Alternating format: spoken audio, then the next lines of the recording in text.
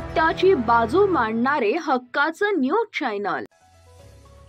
प्रेमविवाहाच्या रागातून मुलीला मारहाण करून केले अपहरण, 13 जणांविरुद्ध गुन्हा दाखल।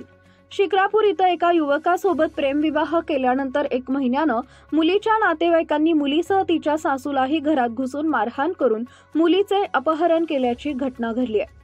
सदर घटनेबाबत आशा काळूबाई लोखंडे, वय वर्ष 60, राहणार शिक्रापूर, तालुका शिरूर, जिल्हा पुणे यांनी शिक्रापूर पोलीस स्टेशन इथं फिर्याद दिली।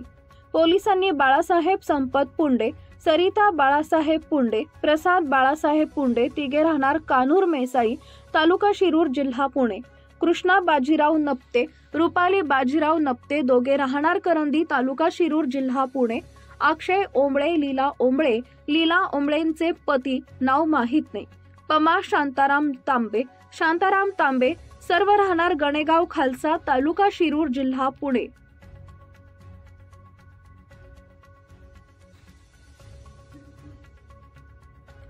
प्रशांत सुनील दिघे, बाळूबाई सुनील दिघे, दोघेही राहणार बुरुंजवाडी,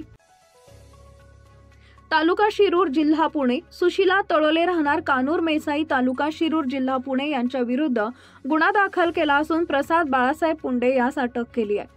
विजय लोखंडे यांची पत्नी कौटुंबिक वादामुळे 2.5 वर्षापासून माहेरी राहत असल्यानं विजय यानं प्रियंका पुंडे या युवतीसोबत 1 महिन्यापूर्वी प्रेमविवाह केला।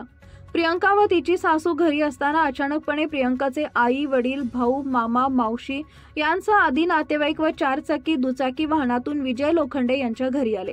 त्यांनी घराच्या दरवाजावर लाथा मारून घरात प्रवेश करत प्रियंकासह तिच्या सासूला मारहाण करत आणलेल्या वाहनातून प्रियंकाचं अपहरण करून पळून गेले। पुढील तपास पोलीस निरीक्षक दीपरतन गायकवाड यांच्या मार्गदर्शनाखाली पोलीस हवालदार बापू हडगळे करत आहेत।